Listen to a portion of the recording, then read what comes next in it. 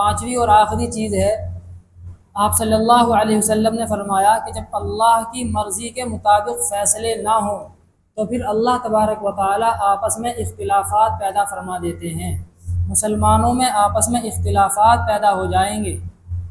اگر آپس کے فیصلے اور آپس کے لین دین، آپس کے معاملات میں اللہ تبارک و تعالیٰ کی مرضی کو سامنے نہ رکھا جائے، اس پر عمل نہ کیا جائے، اس کا خیال نہ کیا جائے، تو اللہ تبارک و تعالیٰ یہ عذاب مسلط کرتے ہیں کہ مسلمانوں کے درمیان پھوٹ ڈال دیتے ہیں، پھوٹ پڑ جاتی ہے، ایک دوسرے کے دشمن بن جاتے ہیں، نفرتیں پیدا ہو جاتی ہیں۔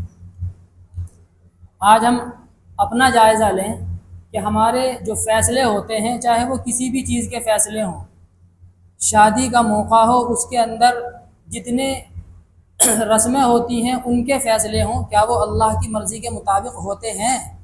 آپ خود بتائیے۔ گھر کے اندر شادی ہے، اب فیصلہ ہونا ہے کہ بھائی شادی کس طریقے سے کی جائے، ہمیں شادی کا پروگرام کس طریقے سے کرنا ہے، تو سارے فیصلے وہ ہوں گے جو اللہ کی مرضی کے خلاف ہوں گے۔ جہیز خوب لیا جائے گا، مانگا جائے گا، ڈیمانڈ کی جائے گی کہ ہمیں تو جو ہے اتنے پیسے چاہیے، ہمیں تو فلاں گاڑی چاہیے، اور اگر آدمی خود زبان سے نہیں کہتا تو اس کا رویہ ایسا ہوتا ہے یا کسی اور ذریعے سے وہ کان میں بات ڈلواتا ہے کہ بھائی ہمیں تو اتنا پیسہ چاہیے جہیز میں، فلاں گاڑی چاہیے، ہمیں پلاٹ بھی چاہیے، ہمارا بچہ بہت پڑھا لکھا ہے۔ اب چونکہ ہم نے اس کو لاکھوں روپیے لگا کر کے پڑھایا ہے، وہ سارا کا سارا تم سے وصول کرنا ہے۔ ہمارے بیٹے کی جاب ہے، ہمارا بیٹا فلاں کام کرتا ہے، ایسا بزنس ہے، تو جتنا پیسہ بزنس میں لگایا ہے وہ سارا آپ سے ہی وصول کرنا ہے۔ آپ کی غلطی یہ ہے کہ آپ کے یہاں پر لڑکی پیدا ہو گئی ہے۔ تو ساری چیزیں اور سارے فیصلے وہ اللہ کی مرضی کے خلاف ہوں گے۔ ہلدی کا موقع آئے گا، ہلدی لگنی ہے، مہندی لگنی ہے، پروگرام ہوں گے، مرد و عورت سارے ایک جگہ ہوں گے، اور بے حیائی کا ایک ماحول ہوگا، بے پردگی ہوگی، تو یہ جو فیصلہ ہوگا یہ بھی اللہ کی مرضی کے خلاف ہوگا۔ پھر بھات کا معاملہ آئے گا، پھر لال خط کا معاملہ آئے گا، لال خط لینا دینا، بھیجنا، پڑھنا پڑھوانا سب ناجائز ہے۔ اس موقع پر جو دعوتیں کی جاتی ہیں وہ سب ناجائز ہیں، لیکن وہ ساری چیزیں ہمارے یہاں پر ہوں گی۔ لال خط کا مقصد یہ ہوتا ہے کہ پتہ چل جائے کہ فلاں تاریخ میں شادی ہے، حالانکہ وہ تاریخ پہلے ہی پتہ ہوتی ہے، اس میں صرف لکھنا ہوتا ہے۔ اور اگر تاریخ ہی کا معاملہ ہو تو وہ فون کر کے بتا دو کہ بھائی فلاں تاریخ میں بارات لے کر کے آ جانا، حالانکہ پہلے سے سب پتہ ہوتا ہے کون سے دن تاریخ ہوگی، لیکن وہ ایک لوگوں کو اپنی شان دکھانی ہے اور دکھانا ہے کہ بھائی ہمارے یہاں پر شادی ہوگی اور ہمارے پاس پیسہ بہت ہے خرچ کرنے کے لیے، تو ہمیں ایک پروگرام اور کرنا ہے، لاکھوں روپئے اس میں خرچ ہو جائیں گے، تحفے تحائف کا لین دین ہوگا، ادھر سے بھی ادھر سے بھی، محلے والوں کو، رشتہ داروں کو، سب کو اکٹھا کیا جائے گا۔ لیکن جب اللہ تبارک و تعالیٰ کی مرضی کے مطابق کسی کام میں خرچ کرنے کا معاملہ آ جائے تو پھر ہمارے پاس ایک پیسہ نہیں ہوتا، پھر ہم غریب اور فقیر بن جاتے ہیں۔ آپ صلی اللہ علیہ وسلم فرماتے ہیں کہ جس شادی کے اندر سب سے کم تکلیف ہو اور مشقت ہو، سب سے کم خرچ ہو، وہ شادی سب سے زیادہ برکت والی ہے۔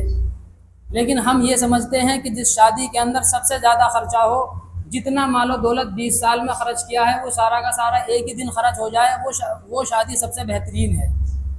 حالانکہ ہمیں خرچ کرنا چاہیے تھا اپنے تعلیمی نظام پر، اپنے بچوں کی پڑھائی پر اور دوسری چیزوں پر جو کام آنے والی ہیں۔ شادی بیاہ کا کیا چیز ہے؟ شادی بیاہ کے اندر اصل مقصد یہ ہوتا ہے کہ شوہر اور بیوی دونوں سکون کے ساتھ میں رہیں، گناہوں سے بچ کر کے زندگی گزاریں، اور یہ دونوں چیزیں حاصل ہوں گی جب اللہ کی مرضی کے مطابق شادی ہوگی۔ جب اللہ کی مرضی کے خلاف شادی ہوگی تو پھر اللہ تبارک و تعالیٰ دلوں کے اندر سکون نہیں ڈالیں گے، بے سکونی پیدا ہوگی۔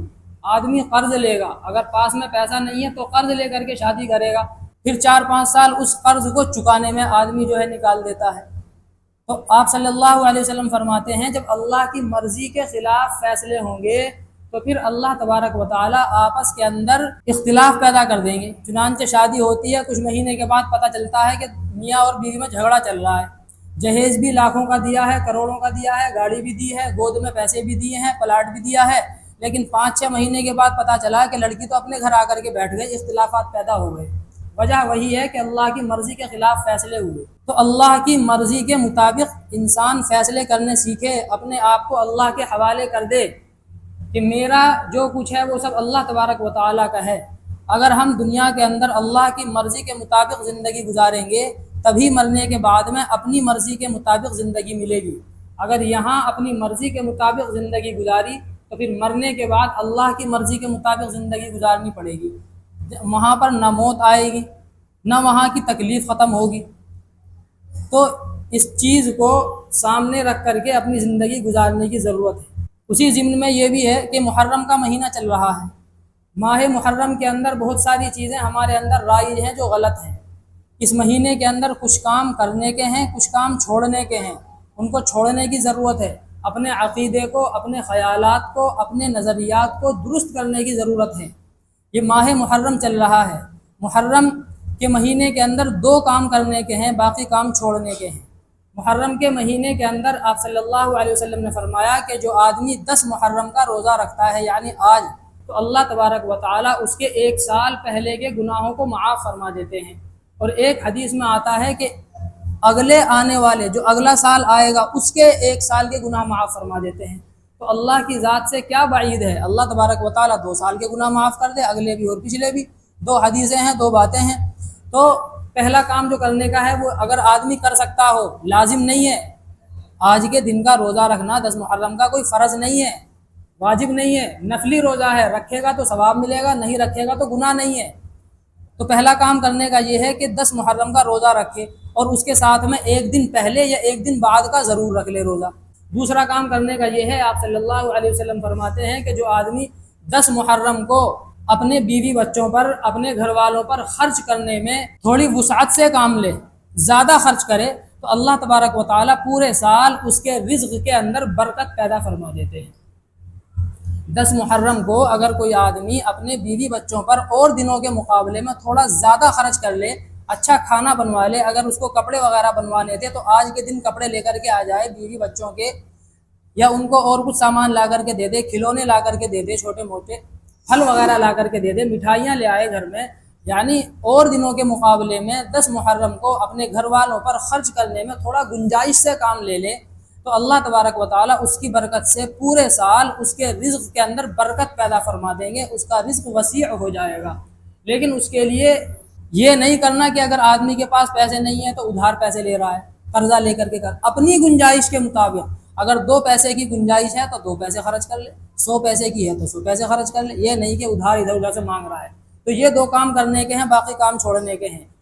محرم کے مہینے میں لوگ یہ سمجھتے ہیں کہ شادی بیاہ کرنا یہ حرام ہے، شادی بیاہ کرنے کو اس مہینے میں منحوس سمجھتے ہیں کہ اگر محرم کے مہینے میں شادی بیاہ کیا گیا تو اس نکاح کے اندر برکت نہیں ہوگی۔ حالانکہ ایک روایت کے اندر آتا ہے کہ آپ صلی اللہ علیہ وسلم کا نکاح حضرت صفیہ سے اسی ماہ محرم میں ہوا، اور ایک روایت میں آتا ہے کہ حضرت عثمان کا نکاح حضرت ام کلثوم سے اسی مہینے میں ہوا، اور ایک روایت میں آتا ہے کہ حضرت علی کا نکاح حضرت فاطمہ رضی اللہ تعالی عنہا سے اسی مہینے میں ہوا۔ تو یہ مختلف روایتیں ہیں کہ جن میں اس مہینے میں صحابہ کرام اور آپ صلی اللہ علیہ وسلم کا اس مہینے میں نکاح کرنا منقول ہوا ہے۔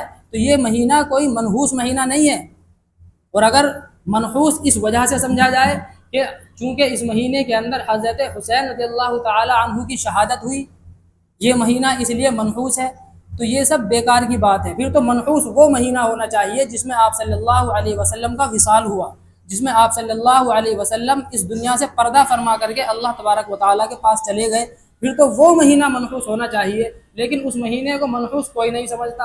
اگر حضرت حسین کی شہادت کی وجہ سے اس مہینے کو منحوس سمجھا جائے تو کوئی مہینہ ایسا نہیں ہے کہ جس مہینے میں کسی نہ کسی صحابی کی شہادت نہ ہوئی ہو، پھر تو ہر مہینہ منحوس ہے۔